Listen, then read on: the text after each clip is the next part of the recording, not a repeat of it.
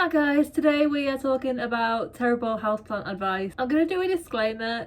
Some plants will thrive in the worst conditions, some really hardy plants will drop down dead in the best conditions, but these are just general tips that I think don't do that. It might work, but don't. It's not like the best idea. The first one is a really common one, and it's one of those things that I have no idea how this became a thing, but it really seems to be a thing, and that is watering orchids with ice cubes. I get orchids like a little bit of water quite often, and putting an ice cube on it and then letting it melt, I'm sure that's the perfect amount of water, but it's also really cold. And an orchid in, this is like a tropical orchid. Orchids, I mean, you get orchids in like the Arctic, but the tropical orchids we normally have as houseplants won't appreciate ice. It might not kill them, but they won't like it. So I would just try and get the watering right. If someone's saying say 3 ice cubes is a perfect amount of water, it might be, but just give it 3 ice cubes worth of regular non-frozen water. Not many plants will appreciate having ice put on them. I mean, if you were thirsty and somebody was like, oh, here you go, have this ice cube, it'll do the job, but it's really not the best way of delivering water. Similarly, this plant needs this much water this often. It doesn't work like that. It physically can't work like that. Different plants need different amounts of water. The same plant will need a different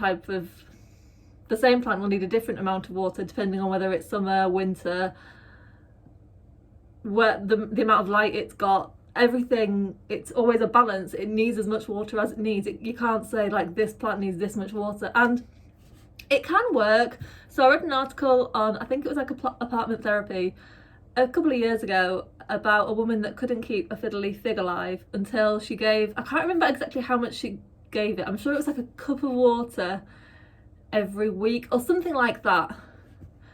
And I get how that could work, because if you gave a fiddly fig a cup of water every week, that is probably enough to, you're not going to overwater it with just a cup of water, but you're also not going to underwater it if you're doing it every week. So yeah, I mean, it could work, but then once it's grown, so you get your fiddly fig to thrive and it'll grow, and then all of a sudden you're like, oh, it's not, why is it not, it seems like it's dry. Yeah, because it's grown, it needs more than a cup of water. So you can't just say this is how much this plant will need this often, because it will change all the time. And you might hit a sweet spot for a few months, be like, oh, this is perfect, this spider plant needs this much, a cup of water every week or whatever, but then it'll change. So there are no easy fixes. Plants are a bit like cats. They will go for so long and you're like, I think I've got this sussed, I think they like me and they're thriving, and then they're like, no, I don't like it anymore. And you're like, nothing's changed. Yeah, it has. What? I'm not telling you. You should know. So I think it's better to judge by the soil rather than deciding how often you're going to water your plant. Just if the soil's dry, water it. Some plants don't like the soil to dry out completely, but if you knew, it can be quite overwhelming to work out which plants those are. In general, you won't go wrong if you wait until the soil is pretty much dry. Not bone dry, but pretty much dry. The third piece of terrible houseplant advice, and I think it's not terrible because there are plants that are more difficult to look after than others, but don't say to somebody you can't look after that plant, especially if they've already got it. That's not fair. Give them a chance. There are plenty of beginners that are looking after Calathea and they are thriving. They may just have the right conditions. And also, a plant that's difficult for one person to look after is super simple for somebody else. So if you've got a lot of bright light and you're really lazy, succulents will thrive in your house. But if you like to cuddle them and water them and you're always poking around in them, they won't like that. You're better off with a Calathea or something that will appreciate you cuddling it. The example I always think of when people say is this plant difficult to look after or easy to look after, is peace lilies, because for every person that says that peace lilies are really hard to look after, there is another one saying that they are the easiest. I personally find them quite easy because they droop when they're thirsty, I water them when they droop. It's best to catch them before they droop, but I've never had a problem with mine not coming back from drooping. Touch wood. But I personally, yeah, peace lilies, they like my water, they like the humidity. I just water them when they droop and we're done. They don't grow that quickly, they don't like being repotted. I don't like repotting plants. So we get on well together. I don't get that many crispy tips. They bloom every now and again, but I'm not so bothered about it that I force them to bloom, you know, by giving them like a fertilising routine. We coexist very happily together. Other people hate peace lilies and they just die in their house. So there is no, I can't say that hard to look after because I don't think they are, but other people do. It's just different plants suit different people. Not even people, it's more the environment that they're in and people. But you know what I'm saying. Number 4 on my terrible houseplant advice is to repot plants as soon as you bring them home. Again, if you want to, you can. I know a lot of people have bug phobias and they want to change the soil so that any bugs living in the soil are gone. Now out of all the bugs, there are a lot of houseplant bugs you can get. The ones that live in the soil tend to be the least destructive to your plants because they tend to be after stuff in the soil like decaying matter. Things like, I can't think of any. But like even fungus gnat larvae, they're not interested in your plant. They will eat the roots if there's nothing else, but they're not that bothered. They're looking for the fungus and stuff that's growing in the soil. Things like springtails that live in soil are good for your plants because they will eat all the gross stuff and stop fungus gnats living there. I don't like bugs that live on the leaves, and you can change the soil all you like. They do not care. You can change soil every day. Thrips and spider mites, I'm not bothered. They'll be a bit like, why is it moving? But they won't be fussed enough to leave. I prefer to leave my plants to acclimatise before I repot them. You don't have to, like, it's unlikely to kill them, but I don't want to do anything that's going to bug them. I would rather just let them acclimatise and then I can repot them later if they need it. An extra couple of weeks of being root bound probably isn't going to be that big of a deal to a plant. So if you want to repot them as soon as you get them, absolutely go ahead, but you absolutely do not have to. Number 5, now I see this a lot and I can only assume it's from people that have never actually looked after houseplants. And that is if you want to get into houseplants, you should start by looking after and growing herbs.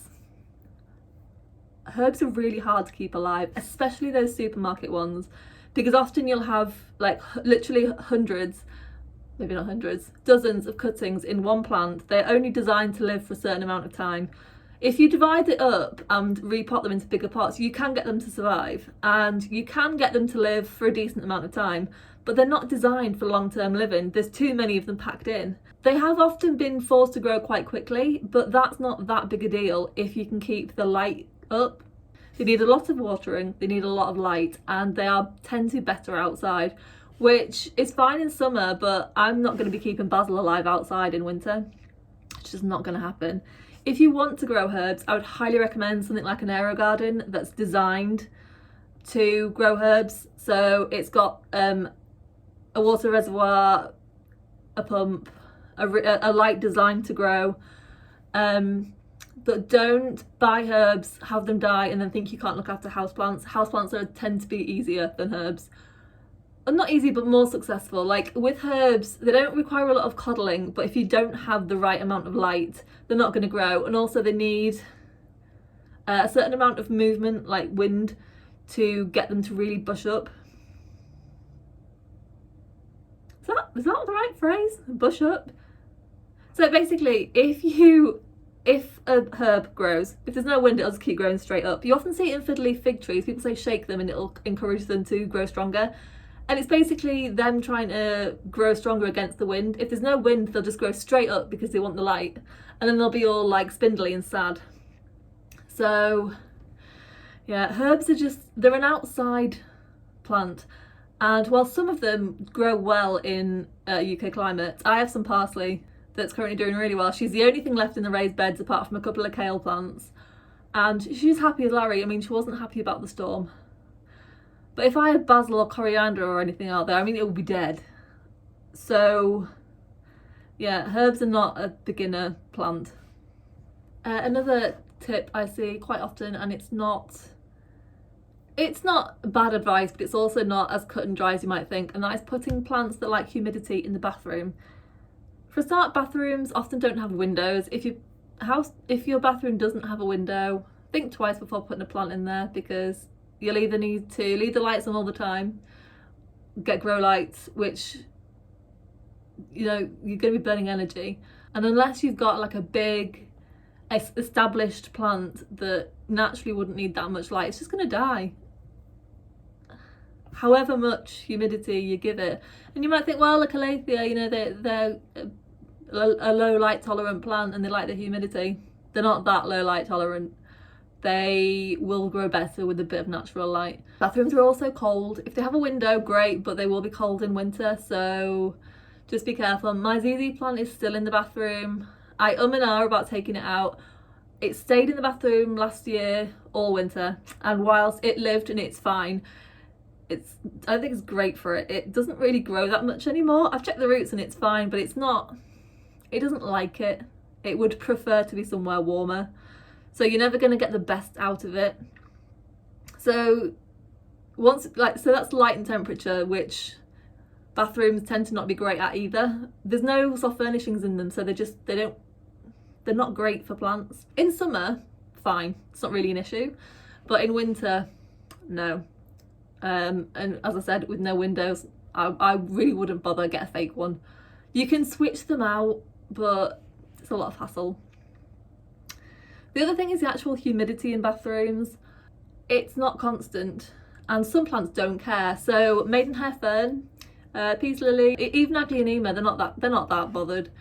Calathea won't like it. They like a consistent humidity.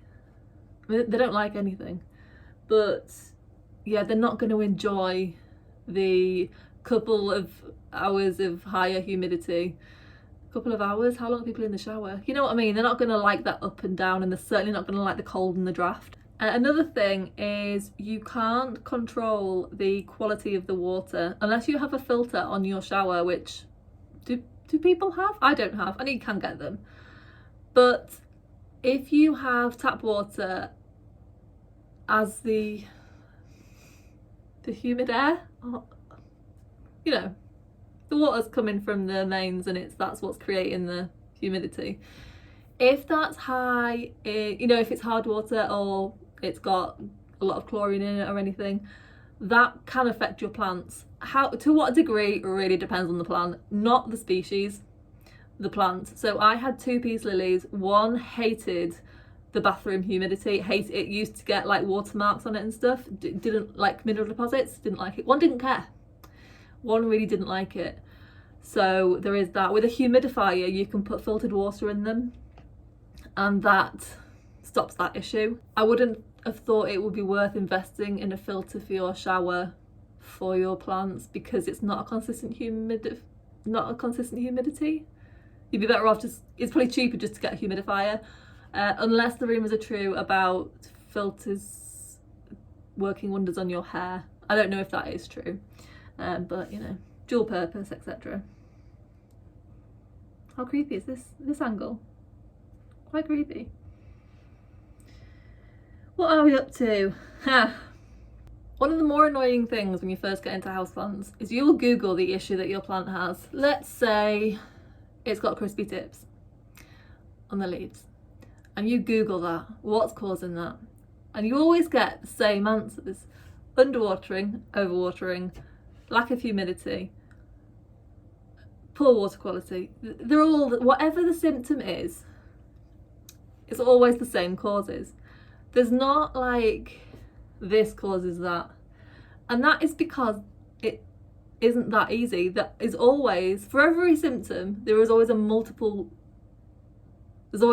reasons. No. For every symptom, there's multiple causes.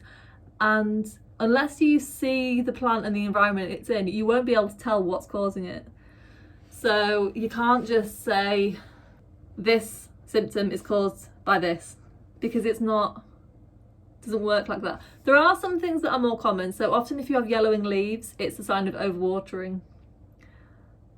But again, not always.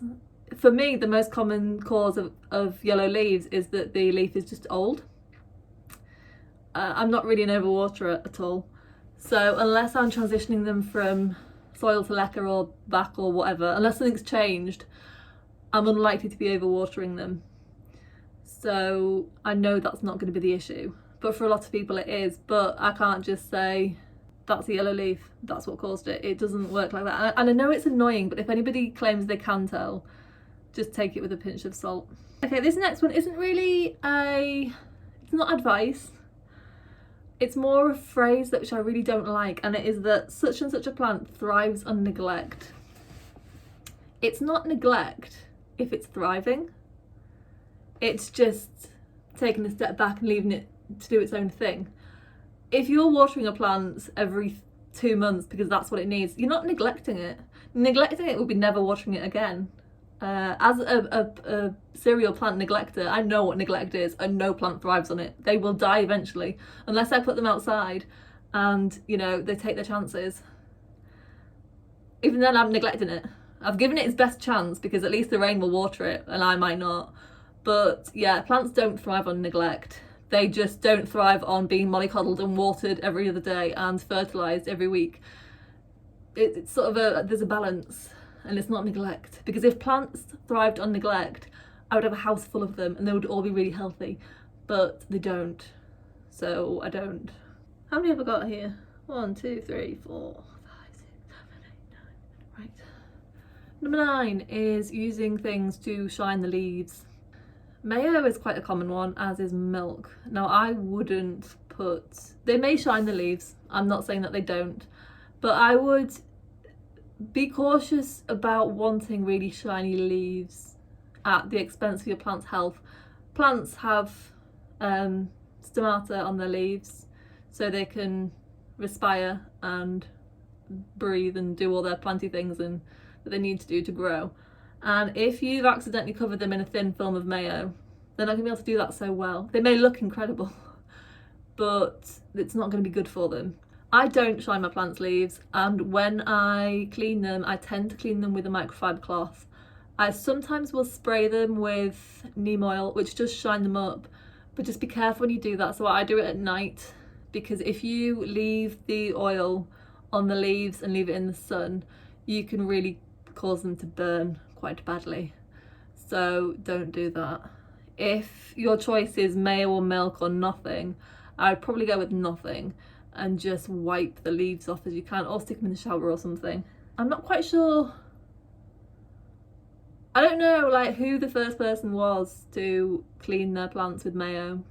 And I say I don't know why they did it. I suppose if people want really shiny leaves, that's why they would do it. I think it's just because I've no desire to have a plant with really shiny leaves. Like I've got plants with fairly shiny leaves, none of which I can think of right now. Oh, my alocasia Sabrina.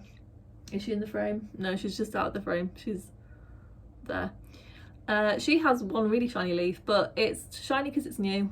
When I get dust off, the aim is to get dust off, not to make the leaves shiny. Don't buy leaf shine sprays. They are renowned for blocking stomata and it's not great for them. So I would just not bother.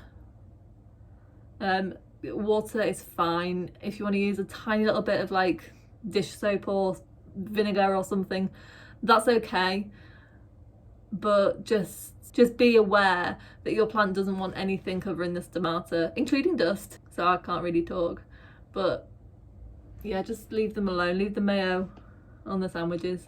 The last house plant myth, the jury is still out as to whether this is a myth or not, and that is that plants purify the air. They kind of do. However, the number of plants you would need to make any significant difference would be phenomenal. Like I would need a lot of plants in here. I already have like well over 100, and I would need probably like 10 times that. I suppose it would depend on the size of the plant. Also, apparently spider plants are one of the best, and I can't keep those alive, so maybe I'm just bitter. If you feel like you need your air purifying, buy an air purifier. Buy a plant, it won't hurt, but it won't make a significant difference. If you know you've got asthma or something, get something that's actually designed to do the job. I'm sure NASA are currently working on ways to make plants work harder to purify the air more. But as it stands, they're not, you can't go and buy a plant and then be like, right, air's pure. It doesn't, I would have the purest air in the world, and maybe I do. But yeah, you can't put your pressure on your plants to purify the air. That's not what they're for. Unless you literally like fill every spare inch of your house with plants, which I'm sure people have. But you would need a hell of a lot of plants to make any significant difference at all.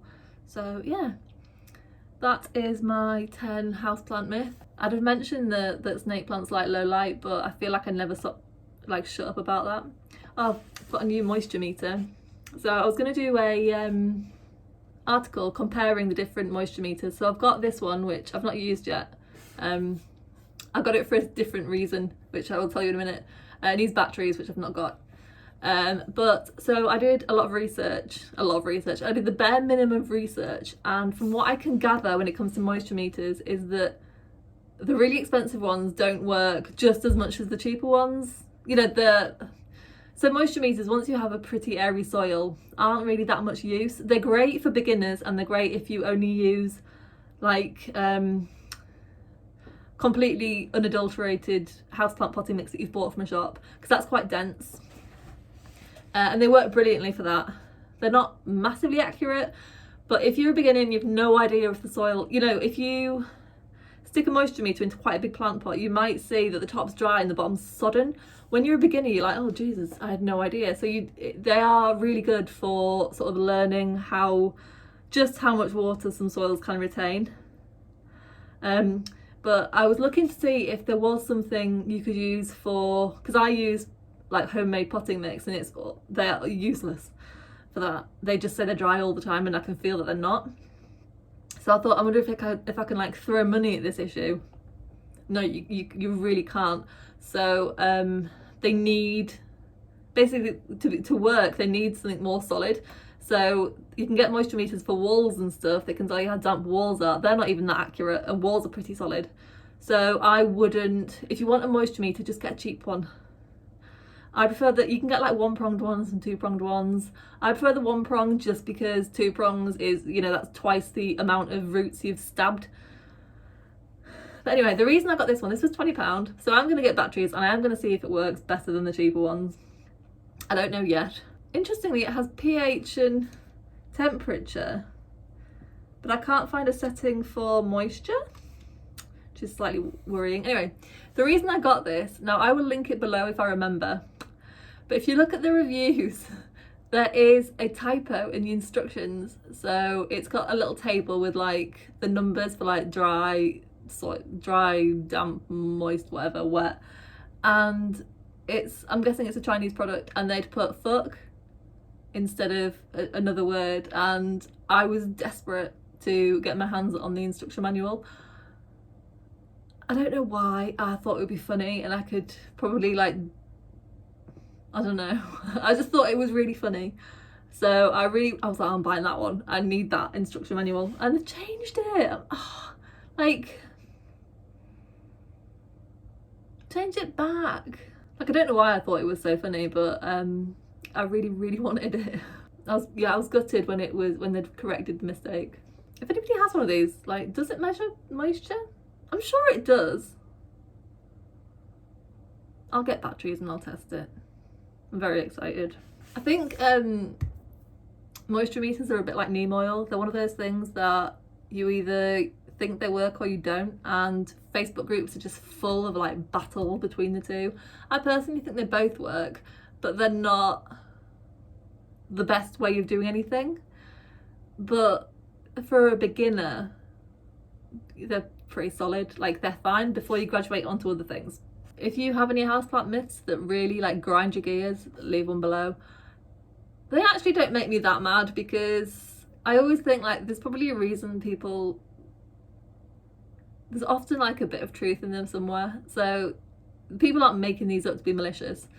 It's just, the only one that annoys me is the herb one, because I'm herbs are so hard to grow, and we've got this weird expectation in our society that we can all just keep a pot of herbs alive on the windowsill, and we can't. Some people can if you've got a windy, bright house, but it's not like, don't cry because you can't keep your basil alive. For a start, growing basil in the UK is never going to be as great as growing it on like the sun-baked hills of Italy. It's just not something that we're going to be good at. Like, stick to sage and things that we actually can grow in this country. And then just, there is absolutely nothing wrong with buying your basil plant, sticking it in a pot of water, because God, those things are thirsty, and keeping it until it dies. It's fine, they're like £1. In the summer I might do a video on like how you can divide them. Get a knife, cut the root ball of your basil into 4, pot each quarter into a pot the same size as the original pot that it came into, pack it with soil, and keep them really, really damp and outside. And you should be able to keep your herbs growing all summer. Right, okay, I've waffled on for half an hour and it looks like it's going to rain and I need to go for a run. So I will see you next week. Thank you very much for watching. Bye!